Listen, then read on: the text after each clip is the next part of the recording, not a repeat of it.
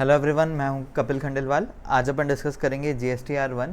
कुछ basic points discuss करेंगे जो भी एकदम रॉ है, जिनको नॉलेज नहीं है GSTR1 का, वो ये वीडियो कम्प्लीटली देखे, काफ़ी कुछ वैल्यू एडिशन होएगा। So let's begin. सबसे पहले अपन इस जो GSTR1 है उसका PDF फॉर्म उसको डिस्कस करेंगे। इसमें मैंने कुछ मार्किंग्स करके रखी है एंड देन इसके बाद अपन GST के पोर्टल में जाएंगे। लॉगिन करके वहाँ पे कैसे डिटेल्स डालनी रहती है वो भी समझ लेंगे। Let's start. तो सबसे पहले GSTR1 में अपन सेल्स की डिटेल डालते हैं, that is our output supply. और इसमें इसकी जो ड्यू डेट रहती है वो है 11th of the next month. For example ये वीडियो मैं रिकॉर्ड कर रहा हूँ अप्रैल में, तो अप्रैल का जो GSTR1 है वो अपन फाइल करेंगे 11th ऑफ मई में। और अगर यदि क्वार्टरली अपन ने ऑप्ट करके रखा है तो उसकी ड्यू डेट 2 दिन और बढ़ जाती है। ये सब जो टेबल मैंने लिख के रखे हैं ये वाले, ये जनरली बेसिक रॉ जो रिटर्न फाइलिंग होती है जिसमें ज़्यादा कुछ नहीं रहता है, उसमें ये सब डिटेल्स फिल होती है। This is form GSTR1 as per rule 59(1). Details of outward supply of goods and services. तो आउटवर्ड है मतलब जो भी सेल्स हो रही है उसकी डिटेल अपन GSTR1 में डालते हैं, एकदम सिंपल। Let's start. सबसे पहला टेबल है टेबल 1 GSTN।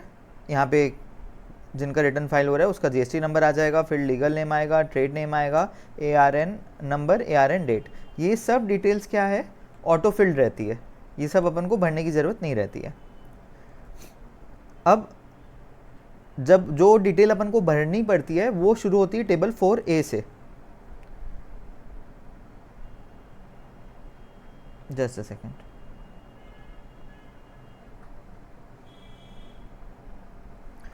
जो डिटेल अपन को भरनी रहती है वो शुरू होती है टेबल 4A से। टेबल 4A में देखिए, taxable outward supplies made to registered person other than reverse charge including supplies made through e-commerce operator attracting TCS। सबसे पहले टैक्सेबल, दूसरा आउटवर्ड। पहला टैक्सेबल सेल्स है, टैक्सेबल सेल्स, आउटवर्ड मतलब सेल्स हो गया। Supplies made to registered person, registered मतलब जिसके पास GST नंबर है। इसका मतलब ये हो गया कि ये B2B की बात कर रहा है, B2B की बात कर रहा है। Other than reverse charge, reverse charge का टेबल नीचे है तो इसलिए यहाँ पे रिवर्स चार्ज की डिटेल नहीं डालना है। Including supplies made through ECO, अगर यदि आप जोमेटो या स्विगी या ऐसे कोई भी ऑनलाइन ई-कॉमर्स ऑपरेटर के थ्रू सेल्स करते हैं वो सब डिटेल्स भी यहाँ पे आएगी। 4B taxable outward supplies made to registered person attracting tax on reverse charge. तो क्योंकि ऊपर टेबल 4A में अपन ने रिवर्स चार्ज को छोड़ दिया था, 4B में अपन रिवर्स चार्ज को इंक्लूड कर लेंगे। Table 5 taxable outward inter state supplies made to unregistered person. मैंने आपको टैक्सेबल और आउटवर्ड तो पहले बता दिया था, यहाँ पे नया शब्द आया है इंटर स्टेट, एक स्टेट से दूसरे state. Okay, inter state supplies made to unregistered person, जो कि रजिस्टर्ड नहीं है, यानी कि जिसके पास GST नंबर नहीं है, और इनवॉइस की value is more than 2.5 lakhs, यानी कि B2C सेल्स हो रहा है, B2C सेल्स हो रहा है, लेकिन उस इनवॉइस की वैल्यू क्या है, मोर देन 2.5 lakhs है। इसको क्या बोलेंगे, B2C लार्ज। ये वाली डिटेल यहाँ पे आ जाएगी।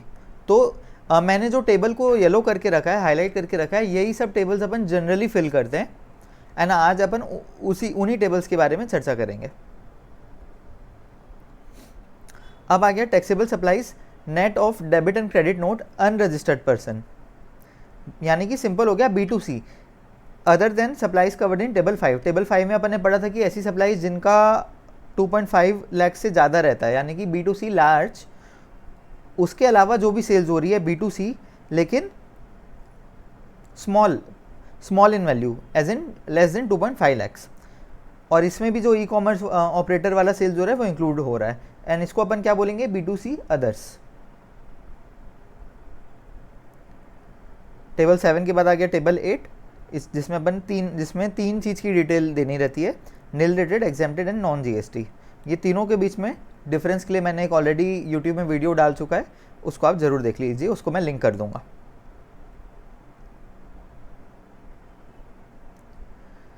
Table number 9B, credit debit note to registered person, यानी कि क्रेडिट डेबिट नोट जब जो कि इशू हुआ है B2B वाले ट्रांजैक्शंस में। Credit debit note issue to registered person for taxable outward supplies in table 4 other than table 6। तो टेबल 4 में क्या था, डायरेक्ट B2B वाले सेल्स थे, और टेबल 6 में क्या था, एक्सपोर्ट वाले। तो जो पहला हेडिंग है जहाँ पे अपन क्रेडिट नोट जनरली का डाटा, क्रेडिट नोट का डाटा अपन जहाँ फिल करेंगे वो है टेबल नंबर 9B का ये फर्स्ट वाला, ठीक है। और इसमें टेबल 4 के जो भी B2B वाले क्रेडिट नोट है या डेबिट नोट है उनकी डिटेल्स यहाँ पे आएगी।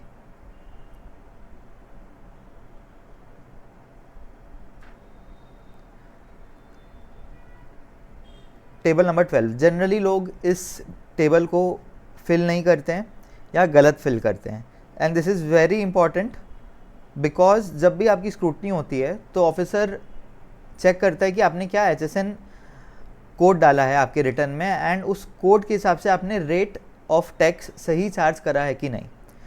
तो इसमें अपन को टेबल नंबर 12 में HSN wise summary of outward supplies, HSN एक कोड होता है, हर एक प्रोडक्ट का, हर एक आइटम का कोड होता है, यूनिक कोड होता है, वो कोड का नंबर लिखना रहता है, उसके बाद taxable value and rate of tax and amount of tax, यहाँ पे एक ऐसी समरी बना के अपन को फीड करना रहता है। टेबल नंबर 13 में डॉक्यूमेंट इशूड, यानी कि बिल नंबर के डिटेल्स यहाँ पे डालने हैं, सेल बिल नंबर के या क्रेडिट डेबिट नोट के डिटेल्स। तो sale number bill starting from this number to this number and total इतने नंबर के बिल इशू हुए, टोटल इतने सारे बिल इशू हुए इन नंबर्स, उसमें से कुछ कैंसिल हुआ है तो उसकी भी डिटेल डालनी पड़ती है, जो कि अपन पोर्टल में डिटेल में देखेंगे। काफ़ी सारे लोग जो कि ज़ोमैटो या स्विगी के थ्रू सेल कर रहे हैं या ऑनलाइन कुछ सेल कर रहे हैं, उनको यहाँ पे डिटेल डालना रहता है टेबल नंबर 14 में, ठीक है। और ख़ास करके जो ज़ोमैटो और स्विगी में सेल कर रहे हैं उनको टेबल नंबर 95 में डालना है, ठीक है। तो टेबल नंबर 4 में तो आप डाले ही हो, उसके अलावा 14 में भी आपको डिस्प्ले करना है सेल्स मेड थ्रू ज़ोमैटो और स्विगी या ई कॉमर्स ऑपरेटर, एंड ये बहुत सारे लोग नहीं डाल रहे हैं। ये था बेसिक अपना फॉर्मेट ऑफ GSTR1। अब अपन देखते हैं कि GST के पोर्टल में ये कैसा दिखता है। Just a second.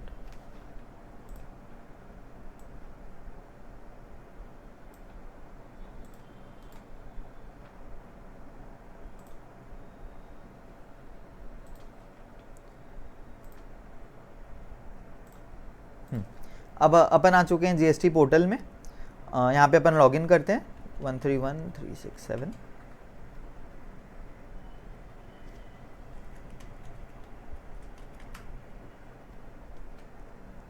लॉगिन करने के बाद GST पोर्टल ऐसा कुछ दिखता है। यहाँ पे अपन को रिटर्न डैशबोर्ड में क्लिक करना है। रिटर्न डैशबोर्ड में जैसे अपन मार्च मंथ का देखते हैं GSTR1।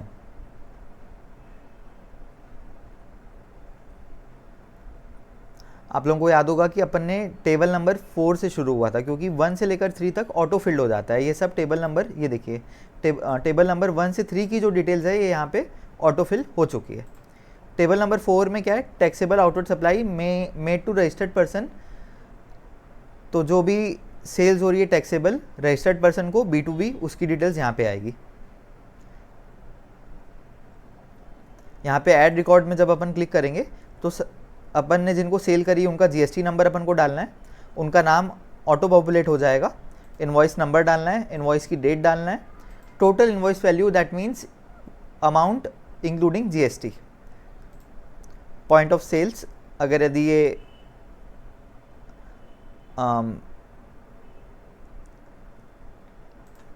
एक सेकेंड, इसमें डाटा कब डालते हैं, only if from location of different from location of recipient.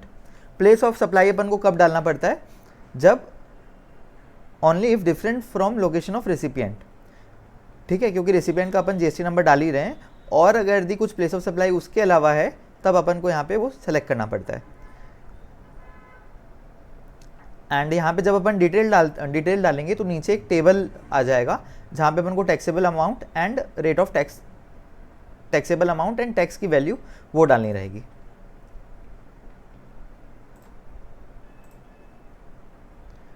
Table number 4 हो गया। Table number 5 B2C large invoices.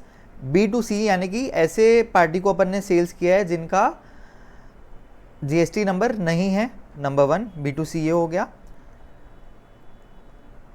और इंटर स्टेट सप्लाई हो रही है, ठीक है, इंटर स्टेट सप्लाई हो रही है। और तीसरा क्या है कि वो इन्वॉइस की वैल्यू 2.5 लाख से ज़्यादा रहना चाहिए, तब अपन यहाँ पे डिटेल डालेंगे। एक्सपोर्ट इन्वॉइस जनरली अपन को यहाँ डालना नहीं पड़ता है। B2C यानी कि जब भी अदर देन टेबल नंबर 5 वाली डिटेल्स है, यानी कि B2C less than 2.5 lakhs and with in same state या अदर स्टेट एज वेल, वो यहाँ पे आ जाएगी। Exam nil rated non GST की डिटेल्स यहाँ पे फिल होगी टेबल नंबर 8 में। क्रेडिट डेबिट नोट की डिटेल्स 9B में आ जाएगी। And then HSN wise summary table number 12 very important. Table number 13 document issued, ये भी इंपॉर्टेंट है। HSN वाइज समरी दिखा देता हूँ। यहाँ पे जैसे ही अपन HSN कोड डालेंगे और उस प्रोडक्ट का डिस्क्रिप्शन डालेंगे, अपन को UQC यानी कि उस प्रोडक्ट को किस में मेजर किया जाता है, किलोग्राम्स में, बैग्स में या टन्स में, वो सेलेक्ट करना रहेगा, या पीसेज में। Total number of quantity, taxable amount, rate select करना रहेगा और यहाँ पे टैक्सेबल अमाउंट आ जाएगा। ऐसे जितने भी प्रोडक्ट्स हैं उन सब की डिटेल अपन को HSN वाइज समरी में डालना है। Document issue table number 13। Invoices for outward supply, जो भी सेल हुई है उसका बिल नंबर स्टार्ट कहाँ से हो रहा है और कहाँ तक उस पर्टिकुलर टैक्सेबल पीरियड में, उस पर्टिकुलर मंथ में कहाँ तक अपन ने बिल इशू किया, तो उसका उन दोनों का कैलकुलेशन करके टोटल नंबर ऑफ बिल्स यहाँ पे आ जाएंगे। कुछ कैंसिल हुए हैं तो वो यहाँ पे आ जाएगा, तो नेट अपन ने कितने बिल इशू करे उसकी डिटेल यहाँ पे आ जाएगी। क्रेडिट नोट की डिटेल यहाँ पे डालना रहता है अपन को पॉइंट 5 में।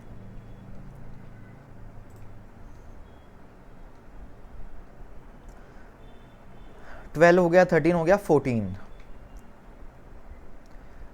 ये खासकर उनके लिए इंपॉर्टेंट है जो जोमेटो या स्विगी के थ्रू सेल्स कर रहे हैं। उनको टेबल नंबर 14 के सेकंड पार्ट में यहाँ पे डिटेल डालनी रहती है। ऐड रिकॉर्ड करके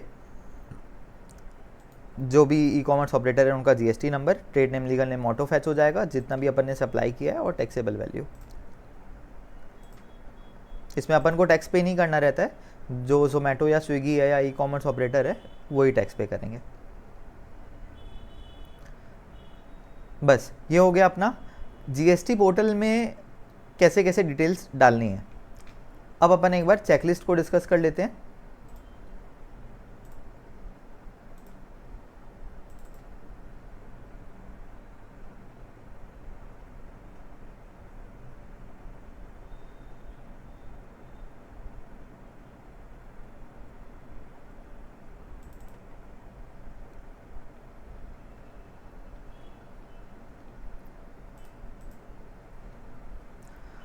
ये चेकलिस्ट मैंने इस तरीके से बनाई है कि आप लोग जब भी GSTR 1 फाइल करें तो जो गलती के चांसेस है, द चांसेस ऑफ एरर कम हो जाए।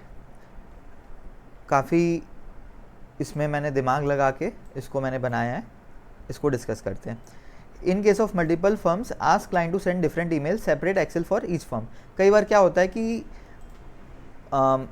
सिंगल क्लाइंट के पास 3-4 अलग अलग फर्म है एंड वो एक ही ईमेल में जो जीएसटी की वर्किंग रहती है, एक ही ईमेल में 3-4 अलग अलग excel for different firms attach करके सेंड कर देते हैं।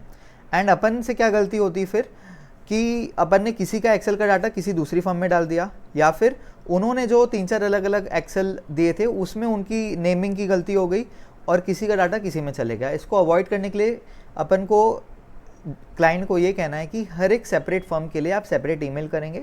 प्रॉपर सब्जेक्ट में नाम लिखा रहना चाहिए कि फर्म का नाम GSTR 1 data for this month, GST return, firm name आ जाएगा और मंथ नेम आ जाएगा।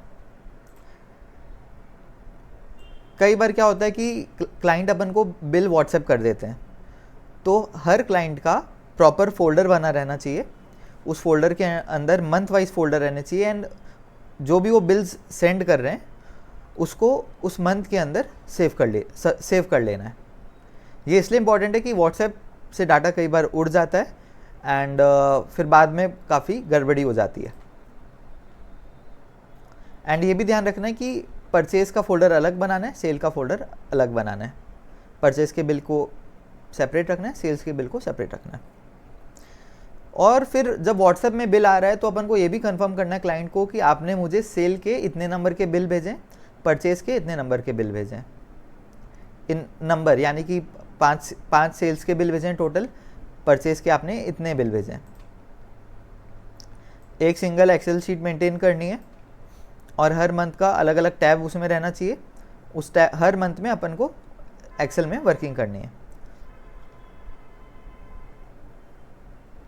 रिटर्न फाइल करने के पहले इलेक्ट्रॉनिक कैश लेजर और क्रेडिट लेजर में कितना बैलेंस है ये ज़रूर देखें, उसके बाद ही क्लाइंट को चालान बना के शेयर करिए। अकाउंटिंग ज़रूर करना है अपन को टैली में या और कोई भी सॉफ्टवेयर में। एंड टैली कब मेंटेन करना है, जब क्लाइंट अकाउंटिंग नहीं कर रहा है।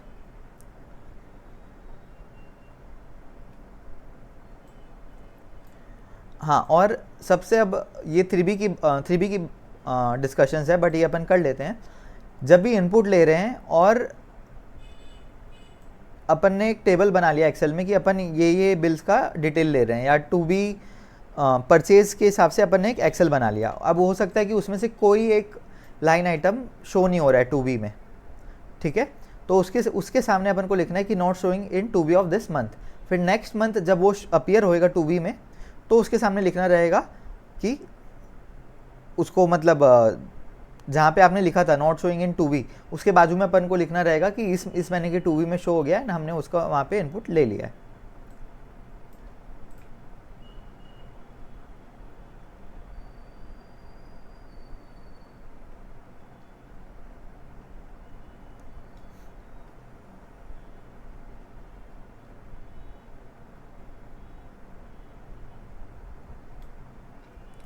बस ये चेकलिस्ट थी।